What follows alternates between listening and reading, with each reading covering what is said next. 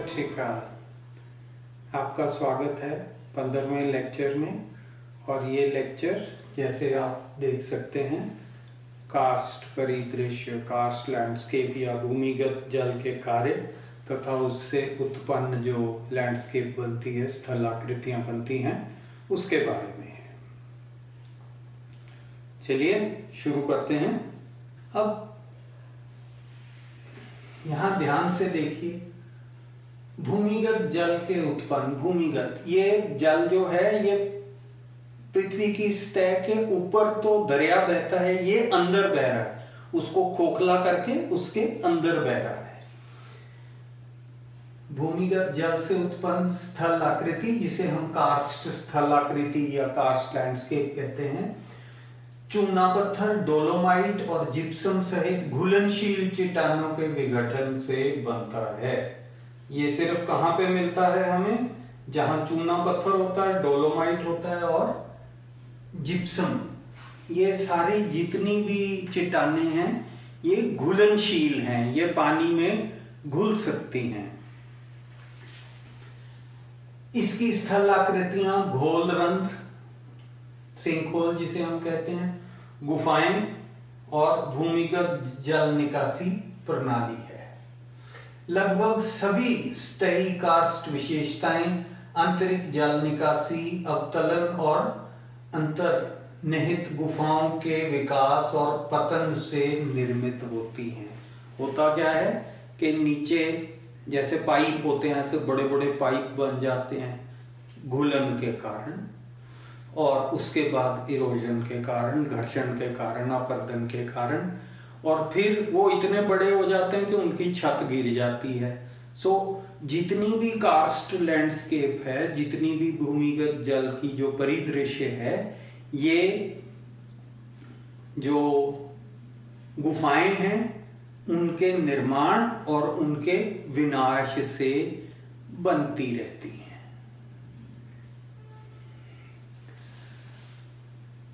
लेकिन कार्स्ट स्थलाकृति के लिए कुछ चीजें हैं जो बहुत जरूरी हैं, कंडीशंस। अगर वो नहीं होंगी तो कार्स्ट लैंडस्केप नहीं बनेंगी। वो देखिए क्या क्या है। मोटी विशाल घुलनशील चट्टानें जैसे चूना पत्थर, डोलोमाइट या चौक, जिप्सम, ये सारे कैल्शियम कार्बोनेट के अलग अलग फॉर्म्स हैं जो चट्टानों के रूप में पृथ्वी की क्रस्ट पे मिलते हैं। कार्बोनेट चट्टानें जमीन की सतह के बहुत करीब होनी चाहिए, ऊपर ही होनी चाहिए। चूना पत्थर छिद्र युक्त नहीं होना चाहिए, ये पोरस नहीं होना चाहिए, सॉलिड होना चाहिए, ठोस होना चाहिए। चूना पत्थर अत्यधिक वलित, भ्रांशित या खंडित नहीं होना चाहिए, ये टूटा फूटा नहीं होना चाहिए, इसमें बहुत फॉल्टिंग नहीं हुई हो, ब्रांच ना हुए हों, और इसमें कोई फोल्डिंग ना हुई हो। इसमें जोड़ों का या जॉइंट्स का स्पष्ट विकास हो, क्योंकि अगर जॉइंट नहीं होंगे तो पानी कहां से घुसेगा, कहां से उसका घोलने की प्रक्रिया को शुरू करके कार्स्ट टोपोग्राफी को बनाना शुरू करेगा। जॉइंट्स क्या हैं? हमने पीछे पढ़ा था, क्रैक्स, जो पत्थर के सरफेस पे दरारें पड़ती हैं। ये बिल्कुल बालनुमा हेयरलाइन फ्रैक्चर हो सकता है, ये बड़ी बड़ी, और फिर क्योंकि ये लाइन ऑफ वीकनेस है, अपरदन और जो अपेक्ष के एजेंट्स हैं, कारक हैं, वो इनको बड़ा करते रहते हैं। फिर पर्याप्त उभार ताकि पानी का संचार हो सके और विशिष्ट कार्स्ट स्थलाकृति बन सके। एक ऊपर हो और उसमें ग्रेडियंट हो, स्लोप हो, ताकि वो पानी बहे और उसके लैंडस्केप की एवोल्यूशन, उसका विकास हो सके। चट्टानों में विलियन सॉल्यूशन, उनको डिसॉल्व करने की पावर के लिए मध्यम से भारी वर्षा उस क्षेत्र में अगर होगी तभी वहां पर्याप्त मात्रा में पानी होगा। उसमें कार्बन डाइऑक्साइड घुलेगी और वो इन चट्टानों के साथ रिएक्ट करके जो कार्स्ट परिदृश्य है उसका विकास करेगी। हम देखते हैं चूना पत्थर के विघटन की प्रक्रिया। आपको मैं एक सिंपल भाषा में बताता हूं। जो कार्बन डाइऑक्साइड गैस है जो हवा में मिलती है, ये पानी में पूरी तरह नहीं बट काफी हद तक घुल जाती है, और जब ये पानी में घुलती है तो ये एक बहुत कमजोर सा एसिड बनाती है जिसको हम कहते हैं कार्बोनिक एसिड।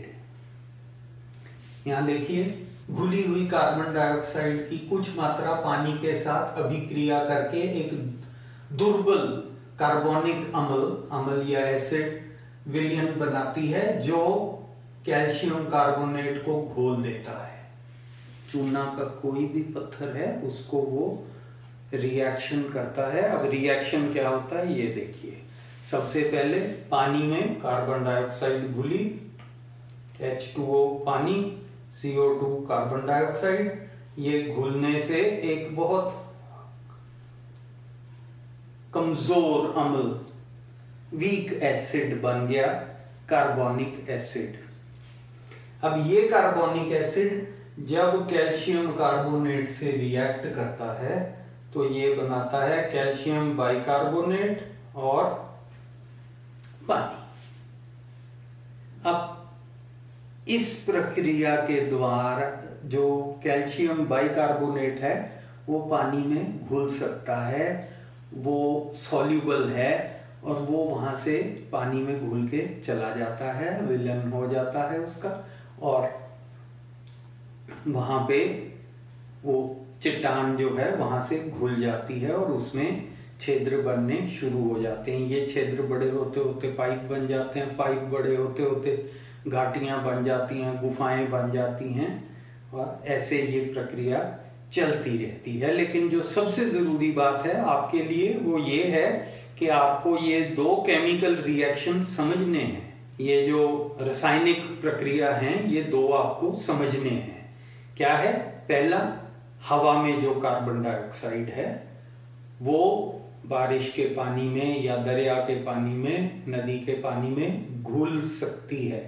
कंप्लीटली सॉल्यूबल नहीं है पर उसका कुछ हिस्सा जो है वो पानी में घुल जाता है, और घुलने से एक कमजोर अम्ल बनता है, वीक एसिड बनता है, H2CO3, जिसका हम कार्बोनिक एसिड कहते हैं। और ये कार्बोनिक एसिड कैल्शियम कार्बोनेट की कोई भी प्रकार के चट्टाने हैं, जैसे कि जिप्सम है, चौक है या चूना पत्थर है, उनके साथ ये रिएक्शन करता है और कैल्शियम बाइकार्बोनेट बनाता है जो पानी में घुल सकता है। सो ये उसको घोल के ले जाता है और चट्टान को अंदर से खोखला करता है। उस खोखले चट्टान में पानी बहता है और भूमिगत जल परिदृश्य को पैदा करता है। आशा करता हूं कि ये आपको समझ आया होगा। परिदृश्य की जो अपर्दनकारी भू आकृतियां हैं, जो ज्योमॉर्फिक फीचर्स बनते हैं इरोजन के कारण अपर्दनकारी, उनको हम डिस्कस करेंगे। देखिए, सबसे पहले घोल रंध्र या सिंक होल, इसको अंग्रेजी में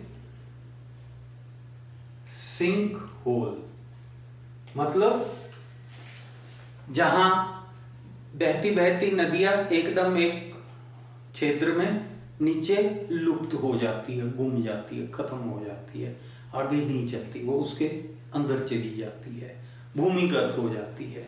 इनको कहते हैं घोल रंध्र या सिंक होल। एक क्षेत्र होता है जो ऊपर से लगभग गोलाकार और नीचे की ओर कीप की आकार में होता है। कीप देखिए आपने, पानी डालने वाली, ऐसे।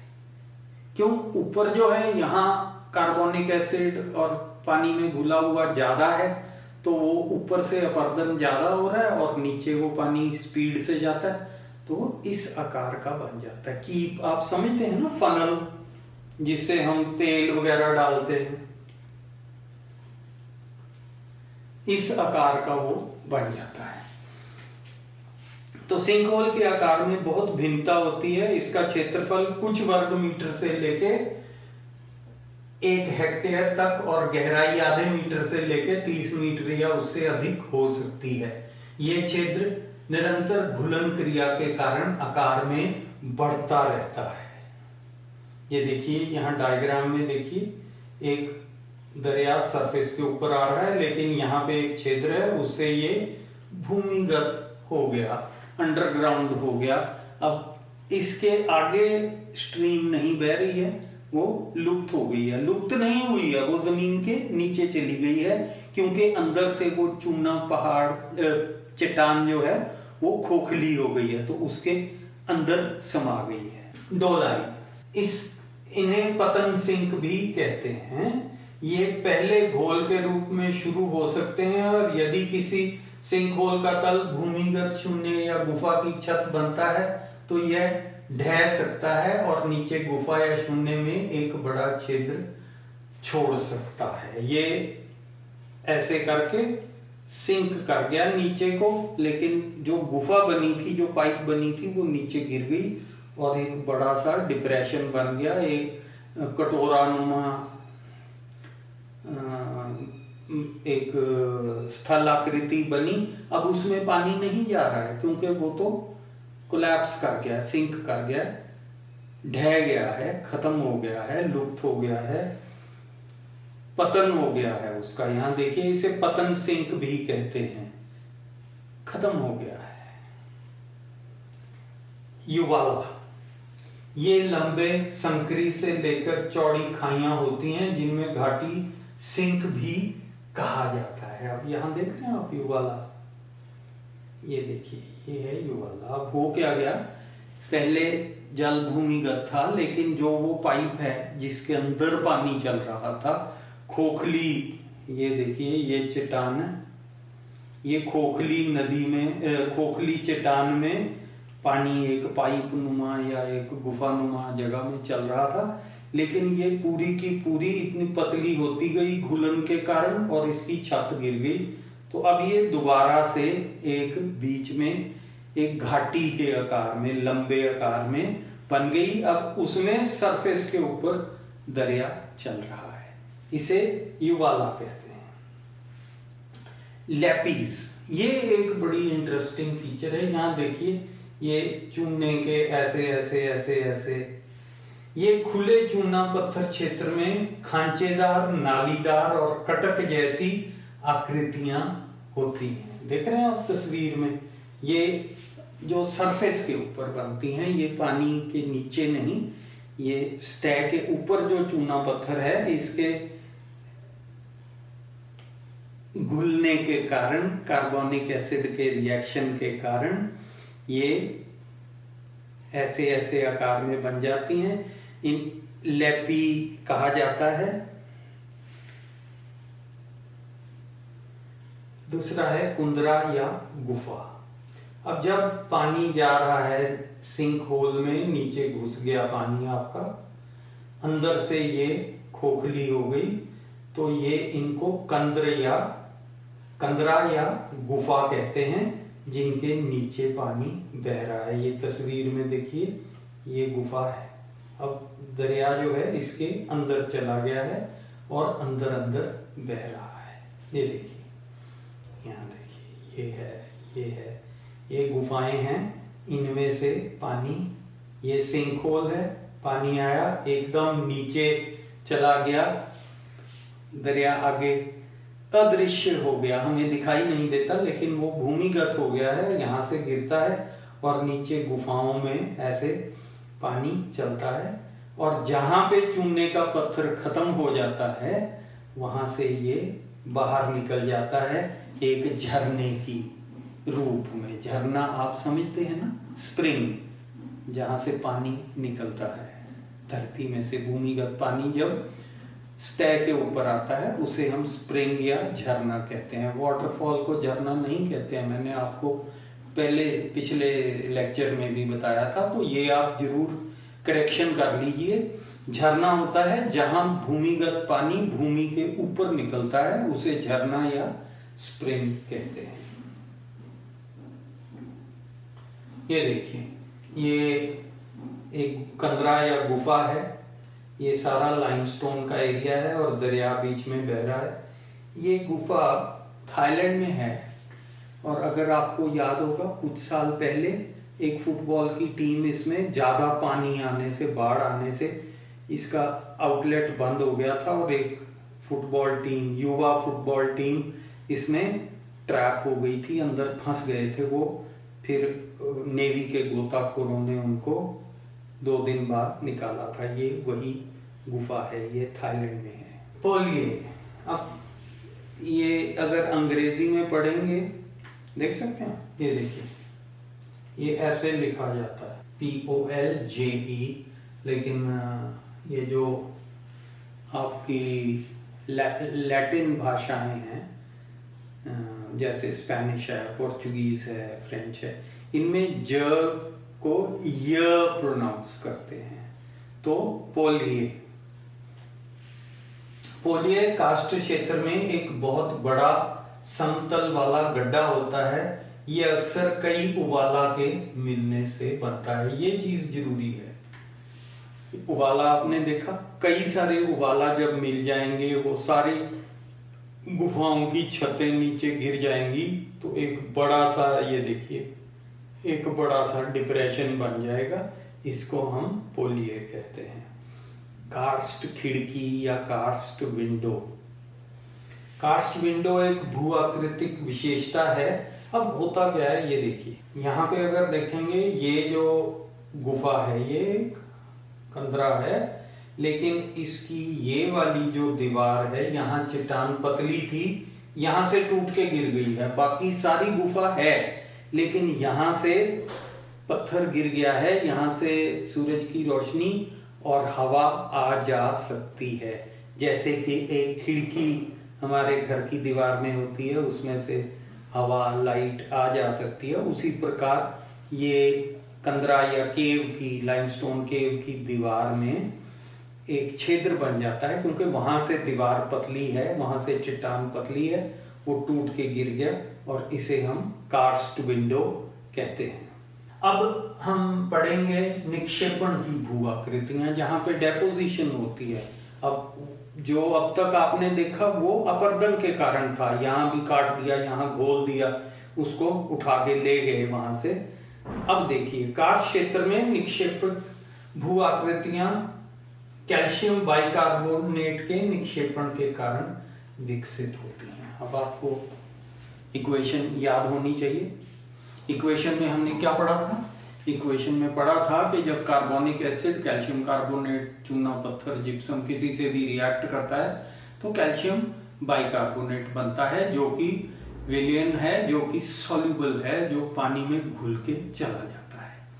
लेकिन एक स्टेज पे आके वो पानी में से निकलना शुरू हो जाता है और उसका जो निक्षेपण है, उसकी डेपोजिशन शुरू हो जाती है और उससे अलग अलग भू आकृतियां बनती हैं।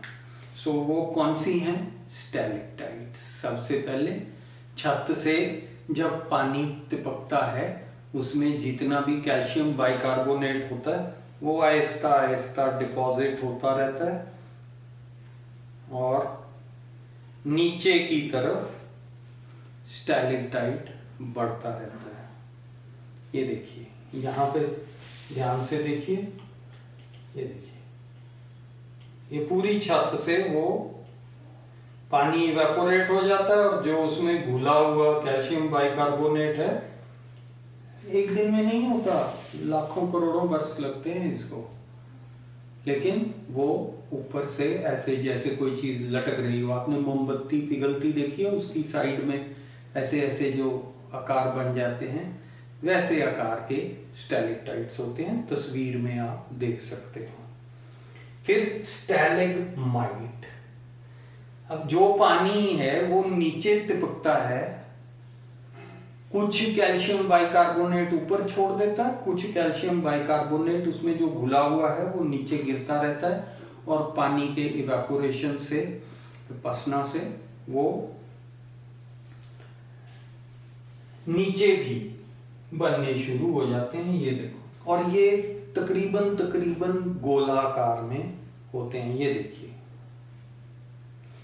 जो स्टैलेक्टाइट हैं वो सुई के आकार में नीडल शेप्ड होते हैं, लेकिन ये पिलर के आकार में, स्तंभ के आकार में गोलाकार। ये देखिए, ये देखिए। सो ये नीचे से ऊपर की तरफ बढ़ते हैं और स्टैलेक्टाइट जो हैं वो छत से नीचे की तरफ बढ़ते हैं।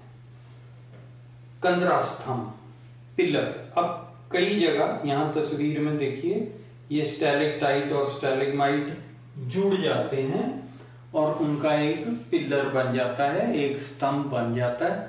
इसे हम कंदरा स्तंभ या केव पिलर कहते हैं। आशा करता हूं आपको ये लेक्चर समझ में आया है। अगर कोई चीज समझ में नहीं आई तो आप मेरे को मैसेज कर सकते हो। नीचे डिस्क्रिप्शन में लिंक है, उसमें आप नोट्स पढ़ सकते हो, कॉपी कर सकते हो, लिख सकते हो, डाउनलोड कर सकते हो। आशा करता हूं आपका दिन मंगलमय होगा। God bless you.